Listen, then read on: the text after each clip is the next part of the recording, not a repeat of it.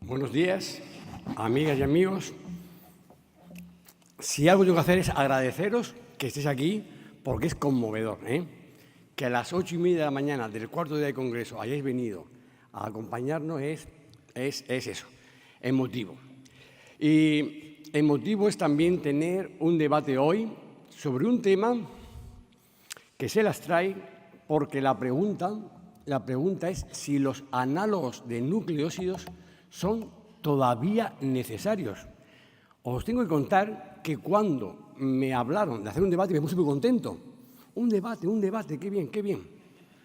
Pero aquella alegría inicial se transformó en sorpresa y terror ante dos hechos.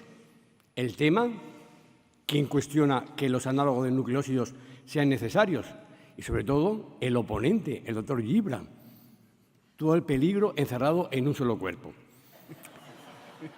De esa manera, lo que hice fue, aquí hay gato encerrado, tengo que empezar a ponerme a pensar qué es esto de justificar, dónde está el secreto de justificar que los análogos de nucleósidos son todavía necesarios.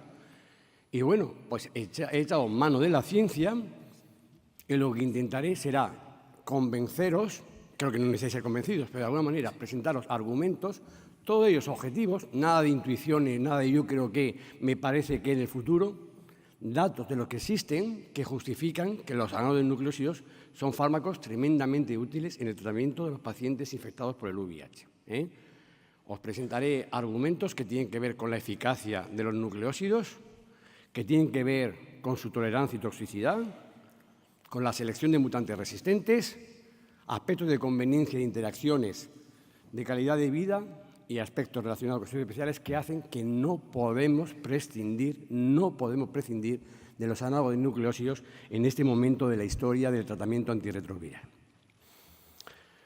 De eficacia, ¿qué datos tenemos que aseguran que los nucleósidos son útiles? Si en alguna parte no tenemos que discutir ni presentar datos, es en esta. No hay una guía en todo el mundo en el cual las pautas de inicio de tratamiento antirretroviral no incluyan dos nucleósidos. En los países a medio desarrollar, como los Estados Unidos, en plan internacional, las nuestras, o las de JAMA, no hay guía que no diga que la pauta de elección tiene que incluir dos nucleósidos, hoy en combinación con los inhibidores de integrasa, pero siempre en toda la historia todavía está por ver, porque los ensayos clínicos así lo han dicho. Me puede decir, querido, pero es que eso es tradición, porque no hay datos que digan, que hayan probado que tres que incluyan dos nucleósidos es mejor que dos con nucleósidos. Os engañáis, y lo sabéis. Lo sabéis porque ha habido a lo largo de la historia del VIH muchos ensayos clínicos que han intentado sustituir a los nucleósidos por los fármacos que van apareciendo. Se ha intentado combinar siempre, hasta ahora, hasta muy recientemente, ha sido un inhibidor de la proteasa, lo que se utilizaba de columna vertebral, pero se ha intentado utilizar a los no nucleósidos y se utilizó a Favirenz, a Maraviroc cuando apareció y a Raltegravir cuando apareció para sustituir a los nucleósidos. Y, además, no es idea de anteayer. El otro día se presentaron los datos de los primeros estudios que intentaron sustituir a los nucleósidos. Y recordáis el 006, el ensayo que lanzó al estrellato al Efavirenz, o el 5142, en el que de nuevo se intentaba comparar Efavirenz con Kaletra, y en los dos había un brazo doble. En el 006, cuando se combinó dos nucleósidos de aquellos tiempos, AZT3TC, con Efavirenz o con Indinavir, y donde, como veis, Efavirenz saldría superior a Indinavir, nadie se lo esperaba, en medio había un brazo de Efavirenz con Indinavir y sin nucleósidos que no se mostró igual que Efavirenz con nucleósidos. Y en el 5142 fue lo mismo, pero con Kaletra. Cuando Efavirenz se comparó a Kaletra en combinación con dos nucleósidos que elegía el médico, la combinación de dos nucleósidos de Efavirenz se mostraba superior a Kaletra, pero había un brazo intermedio que nunca hemos valorado lo suficiente, que era Kaletra con Efavirenz, y que de nuevo se mostraba inferior a Efavirenz con los dos nucleósidos. En ese estudio, como en el 006, fundamentalmente, ¿qué ocurría?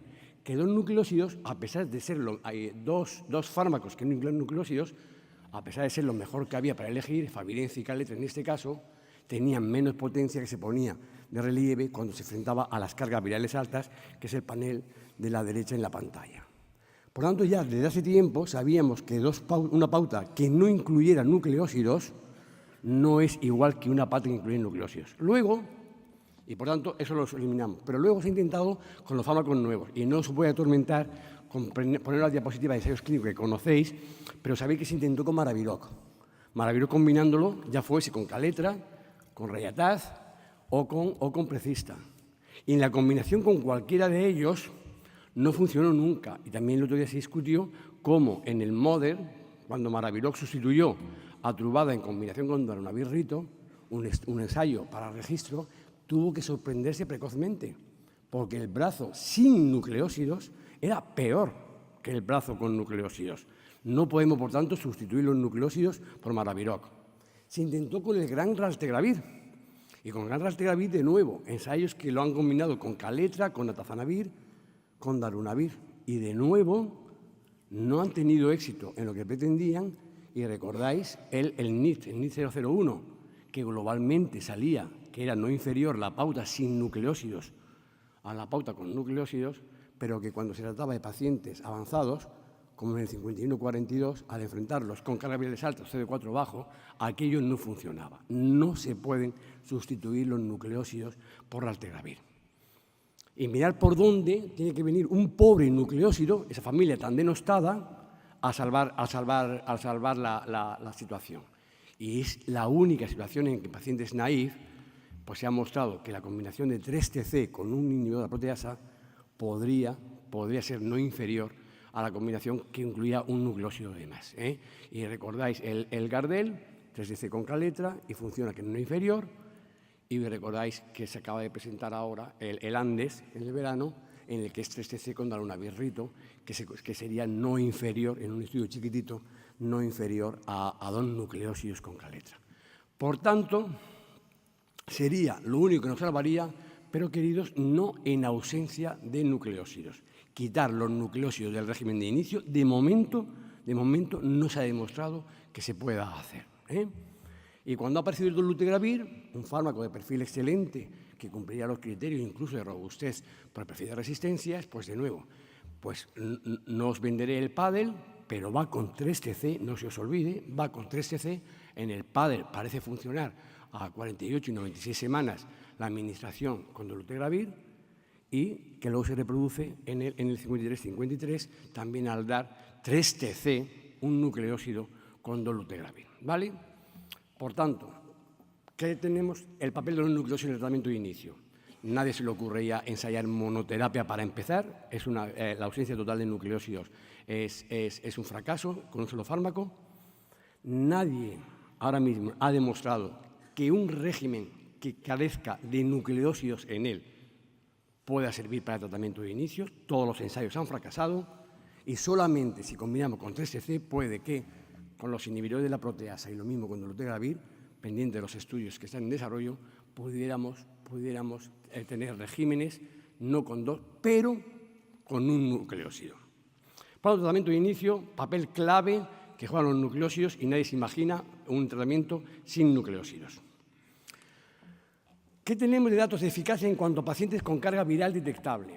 Aquí os tengo que hacer la concesión que es el área donde en un paciente suprimido seguramente pautas con y sin nucleósidos puedan jugar.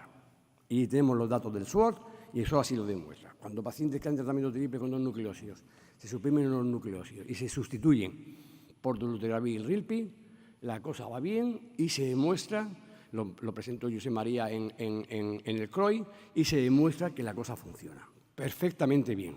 Esos son datos nuestros, incluso en pacientes, el esquema es un poco más sencillo, pero en pacientes pretratados, muy 20 años de tratamiento antirretroviral, fracaso de la familia, incluso en esos, si están con carga viral indetectable y dolutegravir, rilpivirina, sin nucleósidos, funcionan, 100% de mantenimiento de la eficacia virológica, suben los CD4 como cualquier pauta. Por tanto, puede funcionar sin nucleósidos. En ese estudio que también coordinó Josep María, se demostraba que si tú tienes un régimen de rescate en el que hay nucleósidos que no están funcionando porque hay resistencia frente a ellos y tiene suficiente número de fármacos activos, podría suprimir los nucleósidos y el régimen seguiría funcionando. En pacientes con carga viral suprimida, la ausencia de nucleósidos no es una condición que se requiera para mantener la supresión virológica. Aunque, queridos, de nuevo el 3TC, un viejo nucleósido, juega un papel capital, y lo juega con los inhibidores de la proteasa y el famoso estudio de Pepe, mostrando en un metaanálisis con todos los pacientes, demuestra que 3TC con un inhibidor de la proteasa funcionaría como dos análogos de nucleósidos y inhibidor de la proteasa.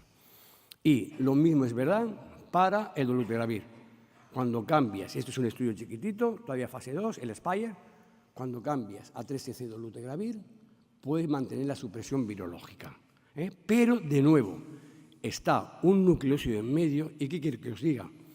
Pues si hay un nucleósido con un fármaco adicional, pues seguramente un nucleósido como 3TC no haga falta pensar en otras pautas que estén libres de nucleósidos. Y viene por el camino el cabotegravir con rilpi, de nuevo una pauta sin nucleósidos, queridos, ensayada solamente en pacientes con carga viral suprimida. Por tanto, esto es una confesión que hago, efectivamente, en pacientes con carga viral suprimida. Hemos descartado la monoterapia, ausencia total de nucleósidos. Hay pautas sin nucleósidos que pudieran funcionar para seguir suprimiendo la carga viral, pero las pautas más contrastadas son aquellas que llevan 3TC y, honestamente, una pauta que contenga 3TC, desde mi punto de vista, tiene ventajas sobre aquellas en las que 3TC no está y queramos suprimir todos los nucleósidos. Y finalmente me atrevo a enseñaros algunos datos en situaciones tan difíciles donde supuestamente los nucleósidos estarían gastados, que son los pacientes en fracaso y en rescate. Y aquí tenemos datos tremendamente elocuentes que hablan muy a favor de la familia. ¿Recordáis? Porque lo hemos comentado en varias ocasiones, el ERNEST. Estudio hecho en países africanos para rescatar a los pacientes que fracasan con un régimen inicial que contiene un nucleósido y dos análogos. Y se plantea aleatorizar a esos pacientes en fracaso, a seguir, reciclar los nucleósidos, cambiar los nucleósidos por raltegravir o, en un brazo un poco diseñado de aquella manera, después de suprimir con raltegravir el IP, pasar a la monoterapia. Y los resultados, os decía, son elocuentes. La monoterapia no les funciona en aquel estudio estratégico, pero ver que reciclar nucleósidos fracasados es tan eficaz como añadir un nuevo fármaco y suprimir los nucleósidos. De nuevo, pautas sin nucleósidos, en régimen de rescate y con fracaso previo de los nucleósidos, no muestran ninguna ventaja a ese nivel. Ese es el ERNEST y ese es el Movidip. Y el Movidip, esto hay un enigma. En el Movidip, recordáis, gente que en este caso ha fracasado con IPs, con una pareja de nucleósidos, dado la barrera de resistencia que se le supone a los IPs potenciados, pues se le autorizan a la monoterapia del IP con el que han fracasado o añadirle 3TC. Os lo traigo en el capítulo de los fracasados y de los rescates porque la mayor parte de la gente estaba suprimida, pero había un 20% que estaba con carga viral detectable, es decir, que estaba en fracaso. Y sobre todo porque el 95% tenían la mutación 184V. Eran supuestamente resistentes al 3TC. El milagro, y así lo llaman algunos, el milagro del 3TC es que, a pesar de haber resistencias al 3TC, el 3TC mantuvo el éxito virológico acompañando al inhibidor de la proteasa potenciado que no mantenía la monoterapia con inhibidor de la proteasa potenciado. En el rescate, utilizar un análogo de nucleósido, incluso como el CID, ya muerto, salva la situación. Claro, decir, bueno, vale, nadie ha cuestionado nunca la eficacia de los nucleósidos. Sabes que el problema no es la eficacia de los nucleósidos, el problema de los nucleósidos es su secular enorme toxicidad, mala tolerabilidad de los nucleósidos. Es algo de lo que tenemos que huir. Oye, muéstramelo porque no lo he visto. No lo he visto. Estos son los datos del NIT, donde no hay nucleósidos y no hay brazos y hay un fármaco también tolerado como el raltegravir. Y en este brazo que tiene en común el darunavir y se diferencian raltegravir perturbada, mirad las columnas. ¿Dónde está la mala tolerabilidad de los nucleósidos? Si todas las cifras de efectos tóxicos son mayores en el brazo de darunavir, que en algún caso se quiere acercar en los efectos adversos grado 4 relacionados con el fármaco, se quiere acercar a la significación estadística. No es peor tolerado los nucleósidos que un fármaco que es el paradigma de buena tolerancia, que es el raltegravir. No hay mala tolerabilidad de los nucleósidos. Mirar en el SWOT. Es verdad, aquí se juega con la ventaja que la gente que estaba recibiendo el tratamiento triple ya lo toleraba. Pero es que mirad cuando se cambia de dolutegravir-rilpi, si miráis las columnas, no hay ninguna ventaja de tolerabilidad. Es más, cuando llegamos a los efectos adversos relacionados con el fármaco, pues es natural, los fármacos nuevos desarrollan más efectos tóxicos de lo que desarrolla la pauta a la que el paciente está acostumbrado. Es verdad, sí, pero no comentarme que los nucleósidos son fármacos especialmente mal tolerados, ni tóxicos. Ni tóxicos porque aquí se compara la toxicidad en el NIT de raltegravir con el Truvada, pues veis que no hay diferencias importantes en cuanto a la elevación de la CPK, aunque perjudica, como sabemos, al raltegravir, y que también sabemos que el TDF mejora los lípidos y en un fármaco tan neutro como el raltegravir saldría mal parado cuando lo comparas con el efecto beneficioso del TDF sobre los lípidos. Y esa diapositiva que no podéis ver, y si la veis me sorprendéis, es del Ernest, y cuando se compara a aquel brazo que llevaba raltegravir con el Caletra o aquel brazo que estaba en monoterapia, esas columnas muestran que no hay diferencia cuando se comparan par a par el brazo con nucleósidos y el brazo con raltegravir o sin nada en él. El reciclar los nucleósidos, y ya van 2 o 3 nucleósidos, no añadió peor tolerabilidad. Y ya el extremo de la comparación es un brazo sin ningún nucleósido con un brazo que va a 2, y tenemos los datos del Monet. En la monoterapia con IPES potenciados, aquí lo tenéis, no tiene ninguna ventaja de tolerabilidad con respecto al mismo brazo que lleva 2 nucleósidos. Ninguna diferencia.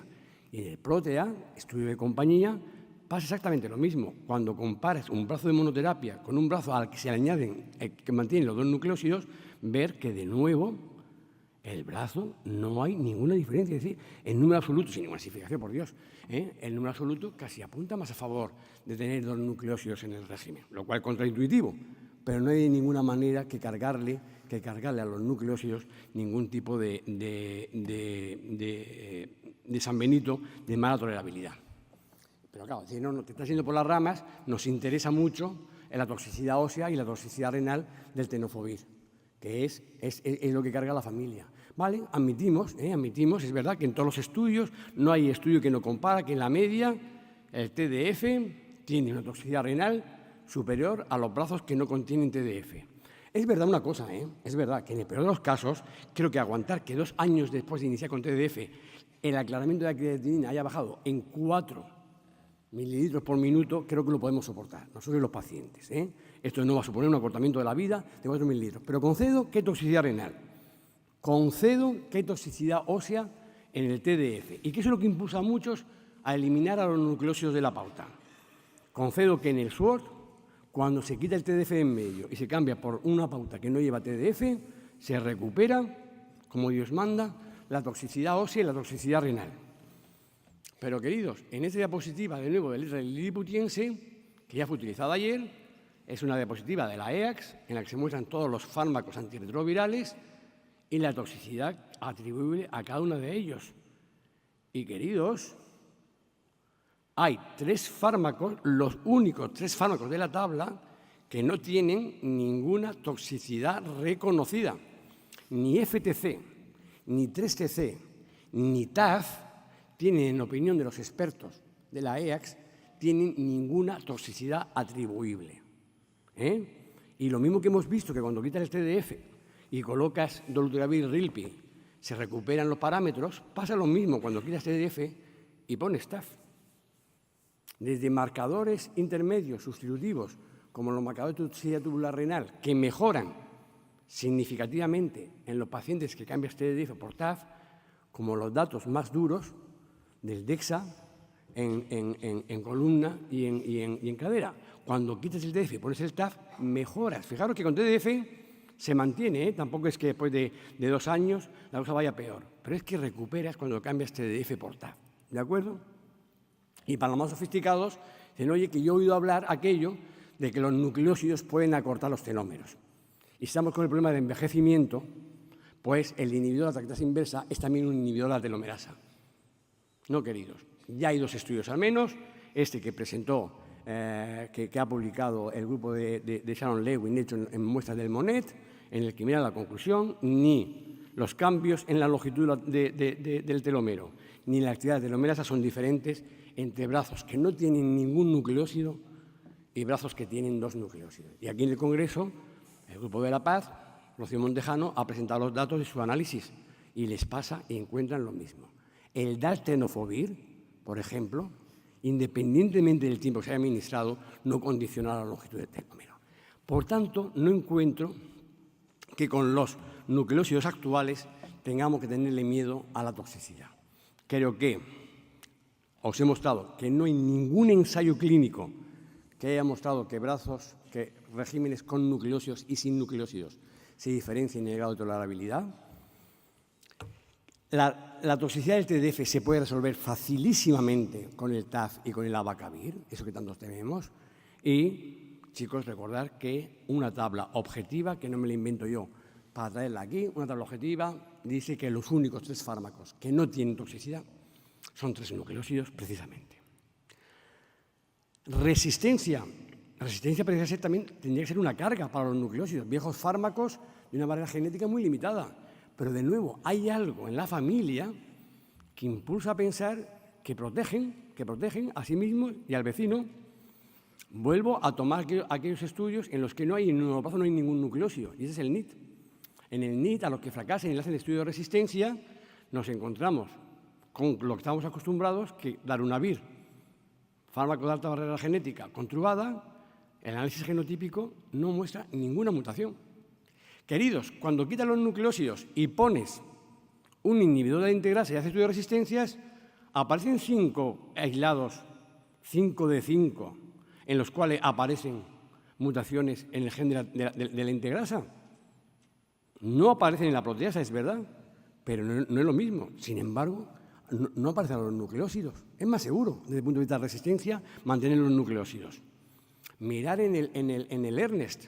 Cuando fracasan, en el brazo de la monoterapia, el 18% harían resistencia a caletra.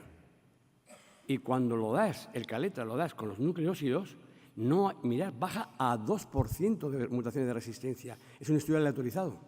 Baja a 2%, que también es verdad, también protege el raltegravir. Sí, el hecho de que el inhibidor de la proteasa vaya acompañado protege el desarrollo de resistencias en el inhibidor de la proteasa. Pero mirad, ninguna mutación de resistencia a los nucleósidos, 4% y 2%.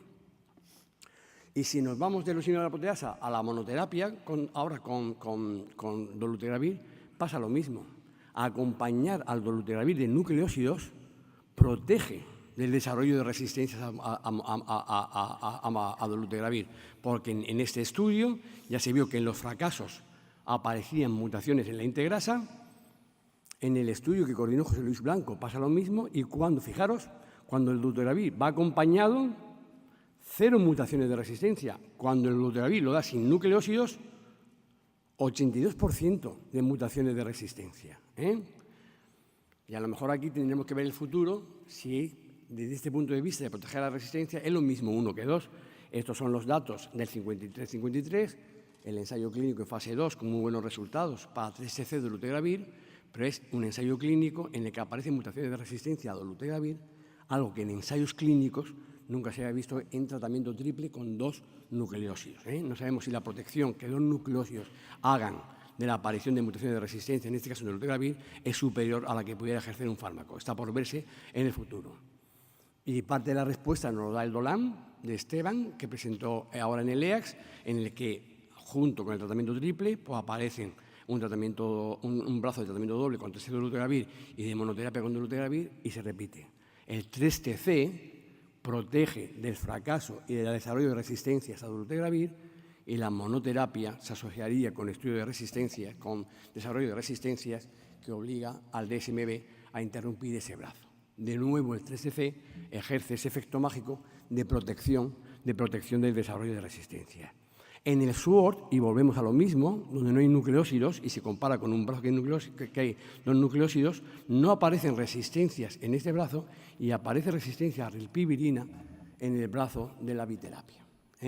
Por tanto, y ya lo que presentó ayer aquí Vicente Calvé, que también lo presentó ya en el EACS, Es un estudio observacional que me imagino que tendrá muchas limitaciones y el día que se publique pondremos ponerle peros, pero es de nuevo, vuelve a ser demostrativo que él compara cuánta resistencia se desarrolla en los brazos que lleva tratamiento triple, que por tanto incluye 2 nucleósidos, con varias formulaciones de tratamientos dobles. Y os centro la atención en este. Por ejemplo, en este que lleva 2 nucleósidos con un IP potenciado, aparece lo que estamos acostumbrados a ver. Es un estudio observacional, de aislados mandados a su laboratorio. Entonces, pues, se desarrolla un 1% de resistencia a los inhibidores de la proteasa y un 3% de resistencias a los análogos de nucleósidos. Si os veis a los brazos dobles y, por ejemplo, quitáis los nucleósidos y ponéis raltegravir, ya subiría a 4% las mutaciones de resistencia en el inhibidor de la proteasa y sube a una cifra mucho más alta en la integrasa, que no tiene que ver con lo que se desarrolla aquí a los nucleósidos. Si lo que quitamos es, si lo hacemos con dolutegravir, y quitamos los núcleos y ponemos dolutegravir, fijaros, protege peor el dolutegravir al inhibidor de la proteasa. Aparecen más mutaciones en el inhibidor de la proteasa y alguna al dolutegravir.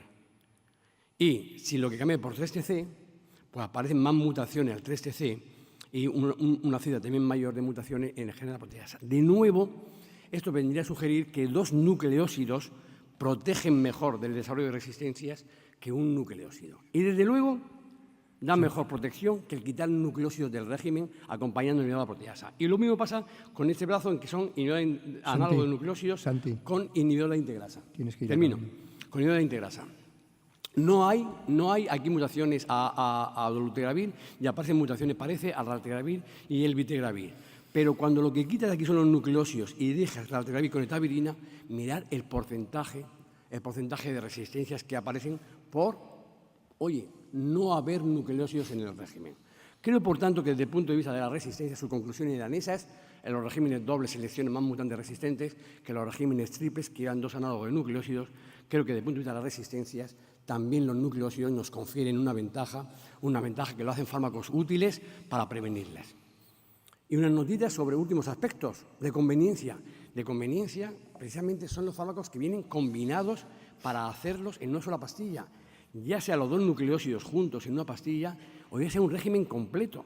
Es el extremo de simplicidad de administración, en lo que incluya uno o mejor los 2 nucleósidos.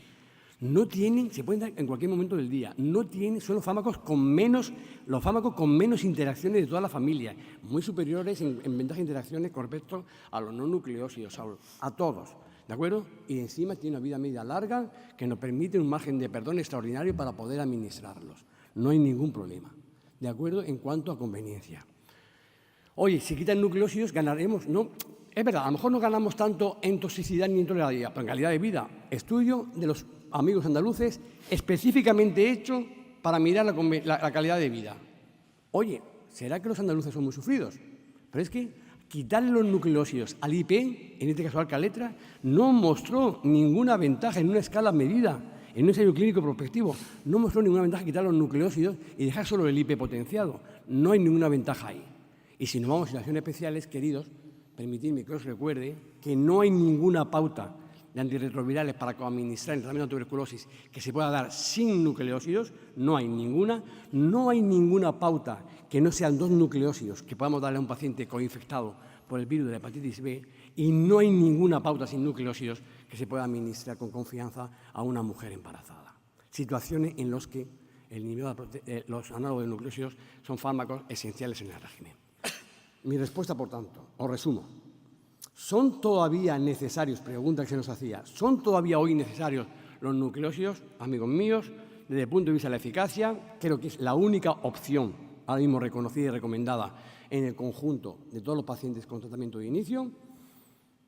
Creo que para mí siguen siendo, con 1 o 2 nucleósidos, la mejor opción de tratamiento de mantenimiento y incluirlos en el régimen de rescate hemos visto que aporta también ventajas. En cuanto a toxicidad, recordarlo, los análogos de nucleósidos actuales son seguramente los fármacos que tienen mejor tolerabilidad y menor toxicidad, demostrado en datos de ensayos clínicos. En cuanto a resistencia, hemos visto, preservan de la aparición de mutantes resistentes a los fármacos a los que acompañan el régimen, y en la otra característica que hemos dicho son fármacos cómodos, convenientes, sin interacciones y imprescindibles en algunas situaciones concretas. ¿De acuerdo? Por todo esto, los anabonucleósidos, inhibidores de la reactasa inversa, no solo siguen siendo necesarios, sino, como decía el sabio, en 2 palabras, son indispensables. Espero, chicos, que os hayáis divertido, aparte de haber aprendido algo, os hayáis divertido. Yo me lo pasé bien preparando esto. Sé que aquí Josep María está un poco nervioso, pero tranquilo, que lo nuestro va a durar, y que la amistad estará por encima de esta guerra en la que quieren enfrentarnos. Muchas gracias, amigos, por todo.